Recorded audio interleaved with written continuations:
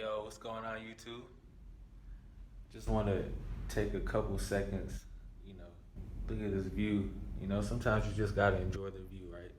Whether it's just with life itself or just a literal view, right? And got to enjoy the process, enjoy the duration of the trip, right? Go ahead and lay you guys right here, though, man. Let's see what we got going on. What's going on, everybody? I'm in a different location, but it's kind of cool switching up from usually what's going on or what's happening. Just want to share some things with you guys about mental health in school, right? Something that I feel like is so prevalent and so important, especially in the past couple of years with COVID and racial injustices and staying home and transitions in all of our lives.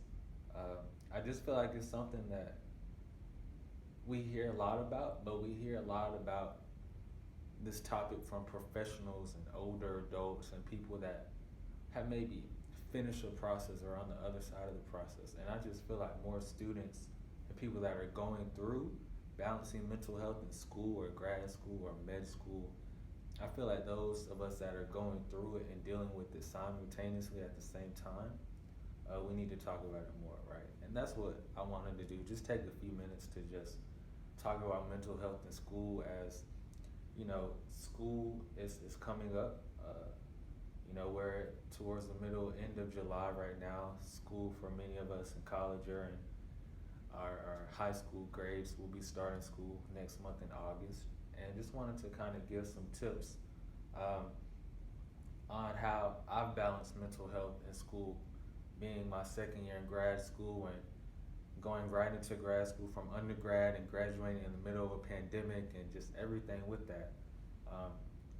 And because I didn't want to miss anything, I did write some notes down. I don't have everything off the top of my head, so I do have some notes. And just a few things I wanted to share with you guys about all of this with mental health in school.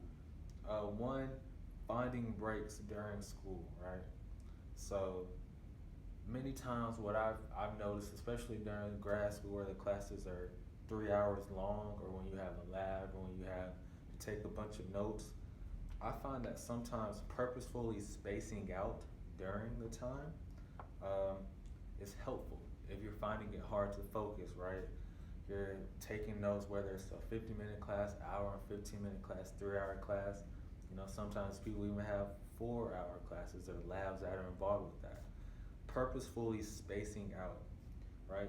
Giving yourself that 5-10 minutes to mentally check out. Maybe it's when they're asking questions. Maybe it's during like a dead period of the class where they're reviewing something that you already know. Giving yourself time to mentally check out from the space for a short amount of time. And what I found for me personally, and those who are watching or who may have experienced this, you may be able to attest to this, that it just kind of helps you to think about something else. Maybe think about the breakfast you had that morning, or the great workout you had, or the great workout you're gonna have. And just kind of mentally checking out of this space of school, structure, rigorous routine, and giving yourself a mental checkout time of 5, it can be 1, 2, 3, or 4 minutes. Obviously not too long to where you miss something important, but finding that time, maybe it's a few minutes every class, towards the end of class or the middle of class, to just kind of mentally zone out and just kind of give your brain a break. It's okay to do that. I think a lot of times the expectation is that we should be checked in and be focused all the time, and don't get distracted and drink coffee. But it's like, it don't work that way. It don't work that way. Like, real life, it's a marathon, not a sprint. So if you take a break or slow down a little bit during the duration, that's okay. As long as you finish, that's what really matters. And so that's the first tip I would give. Also, I would say forgiveness is the second thing. Forgiveness, Sal. People say forgiveness many times, and you might think, oh, does that mean forgiving somebody that's wronged me? Well, in those situations, yes. But in this situation, I mean forgiving yourself for not being as productive as you may have hoped or as wanted to be, right? The rigorous weekly dates and checkpoints and tests and quizzes and PowerPoints, presentations, all of that stuff, it can get to you, right? And you may be going into a Friday class or the weekend and think, okay, you know what, this weekend I'm going to be productive. I'm going to get all this done. I'm going to go to the gym. I'm going to hang out with friends. I'm going to try to go home. I'm going to try to catch up on that show that I've been wanting to watch, right? We have all these things. We're very, um, the word evades me, but we're just, we want to be in everything. We want to do everything, right? And sometimes that doesn't happen, right? That's another part of life, and just learning how to kind of cope and bend and be flexible, that we've had to do with COVID and with all these other things going on. But part of being in college, sometimes you won't get to everything on your list, right? Don't be depressed about that. Don't be upset about it. Don't feel like you're less of a student or that you lack something. It's been many times where I just, I'm very advantageous. So I write down a lot of stuff I want to do in a weekend, but I just don't get it done. It just doesn't happen. And, at first I felt bad about it and I beat myself up about it. But then I had to realize, like, listen, I got a bunch of stuff done. Like, if I didn't get, you know, only 7 or 8 of my items done out of a 10 item list, like, that's really good. That's okay.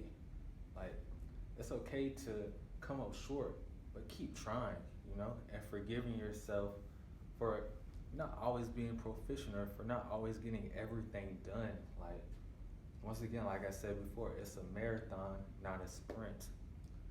It's not about how you start or about how things happen. This journey of school and life and of bettering yourself, it's not straight ahead. It would be great if it was. It'd be so great. It would make a lot of things easier.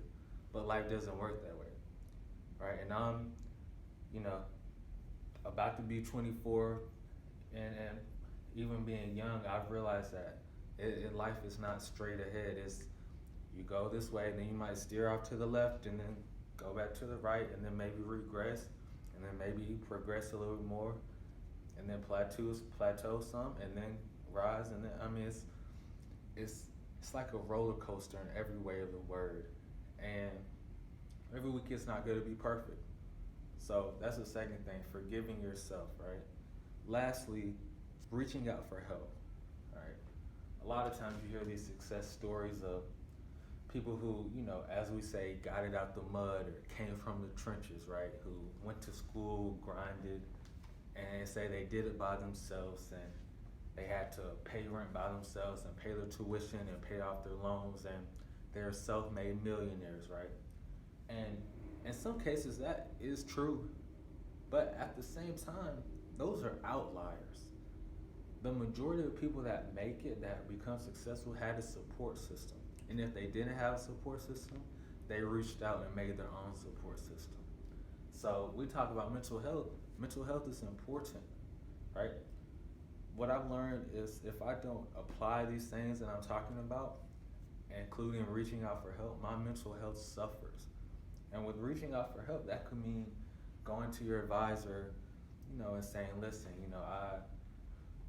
I need help with this class, or going to the professor, the instructor, or going to a mental health, counseling service or clinic on your campus resources, saying, listen, I need to talk to somebody. I'm not in a good place right now,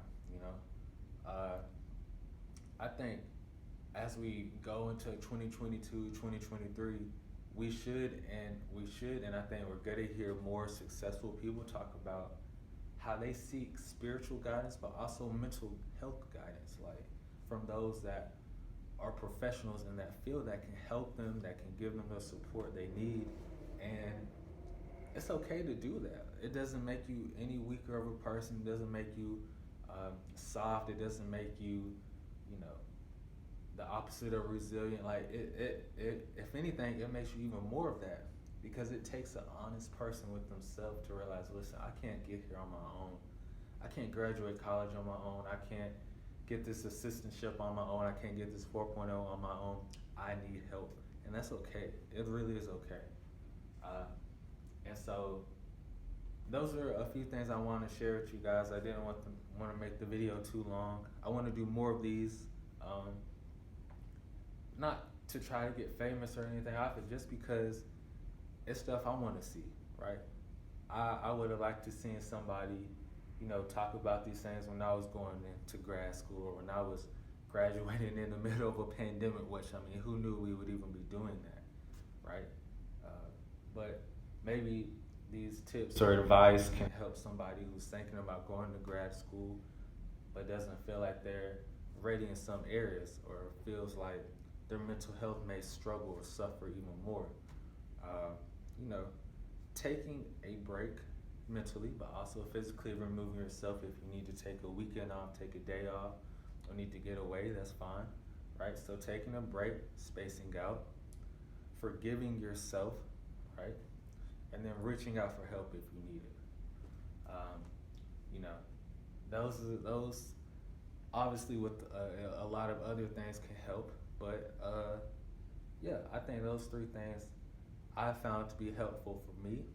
And as I continue to look into consulting and psychology and just understanding behavior and the brain and mental health, I'll just kind of share what I see and what works for me, and maybe it can work for you. Yeah, thank you guys for watching. Make sure you like, comment, and subscribe. Share with your friends. Those of you who are in college who want to share with your friends.